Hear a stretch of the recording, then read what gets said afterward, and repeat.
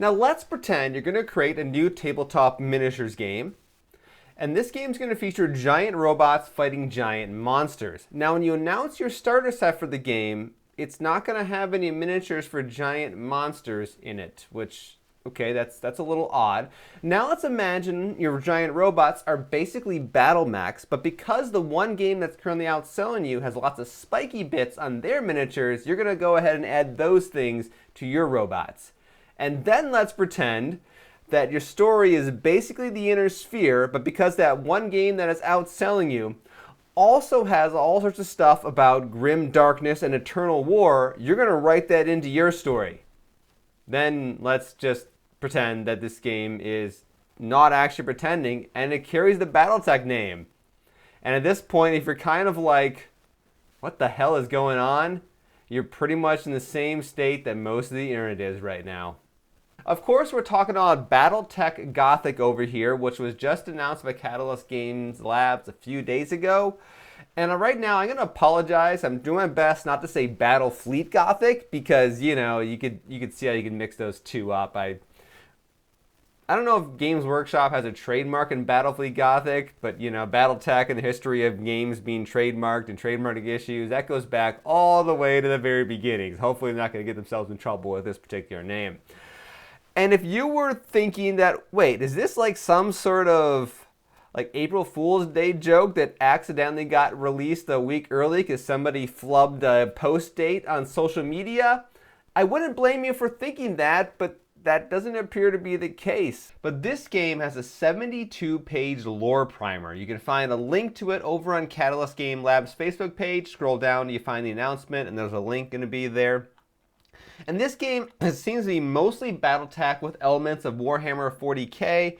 And this guy right here in the lower left-hand corner of the cover page here does have some Gears of War vibes going on. It looks a lot like with a Brumac, I think it was called, the giant monster thing that sometimes fights you or you actually ride on it a few times. But let's dive a little bit into this thing and just kind of give a basic idea of what we're looking at here. So the first thing I want to point out is this little line here. This is a Battletech Continuum game. So this is an alternative timeline to Battletech. And I'm getting the sense, this is me just talking here, that there may be more of these alternative timelines in the future, which definitely gives you a bit of, what is it, Magic the Gathering, Worlds Beyond vibes, which... Anyway, we'll move past that point. Now here's the timeline for this particular background. And more or less where things really diverge is when we get to the Succession Wars after Kerensky leaves. We now enter this period of endless war, and this particular box set, I believe, takes place in the year 3015. So you've got an Inner Sphere-like thing here with names that sound kind of like the Great Houses, and they all kind of draw their lineage to the existing Great Houses at some point in the Battletech timeline. Terry Noir there, that is Comstar, and we'll talk a bit about the Ironclad Alliance, that's House Steiner, here in just a moment. And then each of the Great Houses has its own massive history.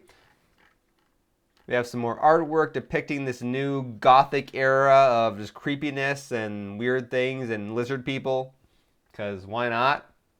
So we'll talk a bit here about the Realm of Blood and Steel, the Ironclad Alliance. This is House Steiner, so I'm a little bit familiar with this. See my video about their communist fist symbol and why it's there. But you can just see at the very start here, born from the union of three mercantile states known as the Lyran Commonwealth during the Age of War, the Ironclad Alliance today is only a shadow of what it was during the glory days of the Star League.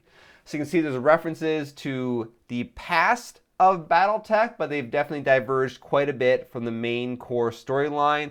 And if you want, you can read about some of the details about how it has varied quite a bit. But I do like the fact that they have a very Steiner fist-like symbol here, the whole mailed fist of Steiner, but you've got little spiky bits, lots of spiky bits in this game, with blood running down them. So this is all part of the whole grim, dark fantasy vibe they're going for this particular variant of Battletech.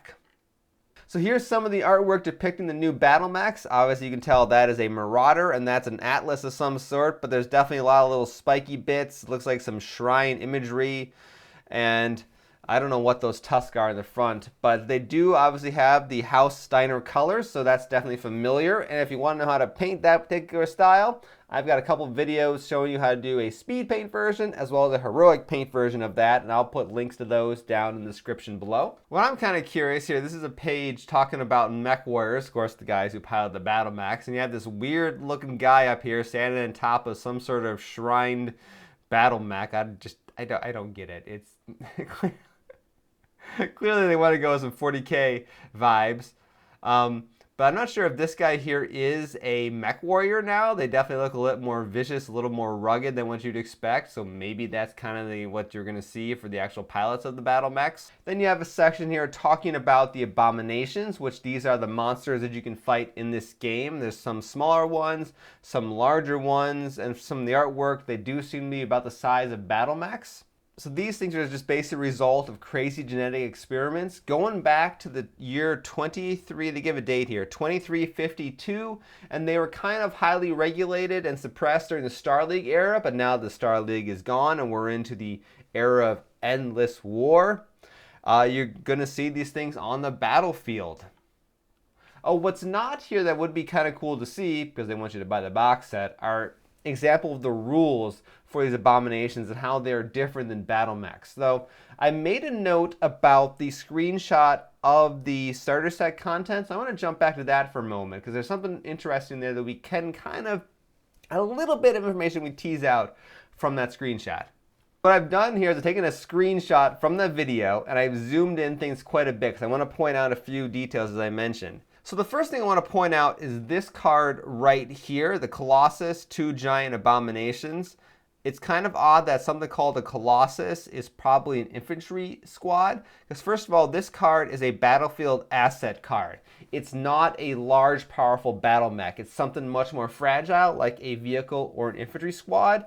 And I'm pretty sure it's an infantry squad because it says here Swarm. Swarm is a special ability that infantry have in the battlefield asset system that gives them, I guess, the ability to do a little bit extra damage to nearby units. Scrolling up here, then we got what I think is a stat card for probably the Scorpion, because that's what the Scorpion usually looks like. It's a 4-legged mech. And for the most part, this looks like a standard Battletech record sheet. I'm not seeing anything jump out as me as different.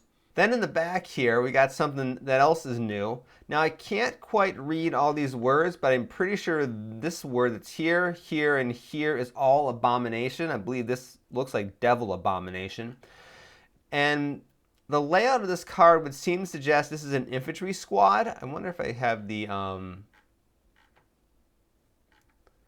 was wondering if the Colossus would appear here too, because this looks more like a standard infantry damage sheet for Battletech. So it's probably not representing, like giant single Abominations. We're not seeing a whole lot on that front, except if we zoom in down here, we have an Abomination, a Werebeast maybe? That might be what that says. And this is an Alpha Strike stat card. I'm pretty sure that's 11 points. Given how few damage there is over here, at 11 points would probably make sense. Now this type of card here in Alpha Strike is generally reserved for large battle mech-like things. I don't know what this SQD5 is. That might just be like an ID number, like a variant number for a battle mech. So we may actually see some larger Abominations that are on par with battle mechs, which would be a good thing because that would actually make this thing a little bit more interesting. I guess the real question is why? Why is Catalyst Games releasing this thing? And I can really only speculate. You've probably seen by now there is that frame grab of some sort of presentation from the Gamma conference for game developers and game stores, all that stuff a few weeks ago, which showed that Battletech, at least in independent game stores, I believe, was the second most popular in terms of sales for tabletop miniature lines out there. It was only behind Warhammer 40,000, which is not bad because Warhammer 40,000 is an absolute monstrosity of a game in terms of the amount of sales it makes. So second place is pretty darn good, and I would think that Catalyst Games Labs would be pretty happy with that. But it's like, I don't know. I guess they want to expand their market. Every company wants to grow, so they need to come up with something that's a little bit different. And you can't really have this kind of weird stuff in a typical Battletech game. So why not go ahead and create an alternate universe? Even though you may be ticking off some of your fan base, there is definitely some mockery of this online, but we'll see when it finally gets released how well it sells, whether, you know, how much of that mockery is just people screwing around versus actually not wanting to buy it. Not only is this definitely some 40K vibes, but there's definitely some Trench Crusade vibes going on here. So maybe they're like, ooh, Trench Crusade, that new game is popular. Let's copy that a little bit, because it's also another grim, dark, endless war franchise. And it made millions of dollars on a Kickstarter, so I don't know. Like I said, I'm really just making stuff up, trying to figure out what Catalyst Games Labs is doing here. So would I go ahead and buy this game? I'm not planning on it right now.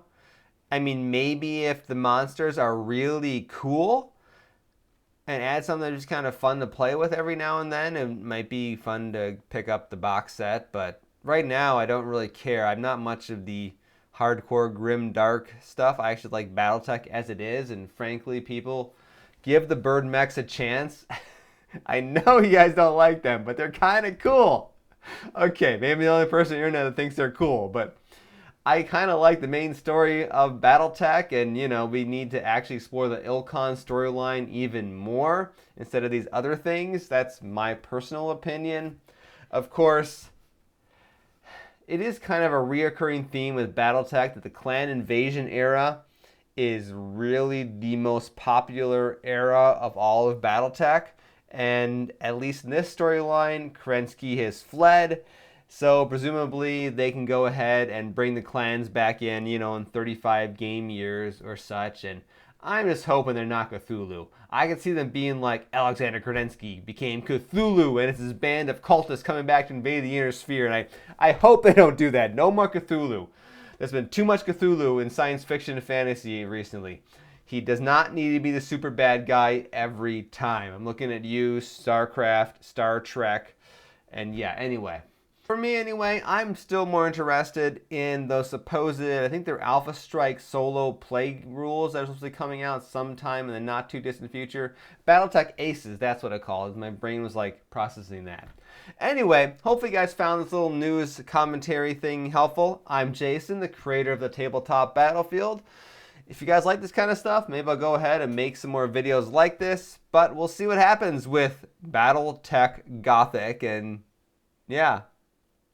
It's coming out in a few months, and this is being recorded just a few days before Adepticon, and I guess we'll see more about this game there. If someone could get some pictures of the actual Abomination miniatures, that would be awesome, because I seriously have no idea if they're actually a major part of this game, why there are not several of those in this starter box set. That would just seem to make sense.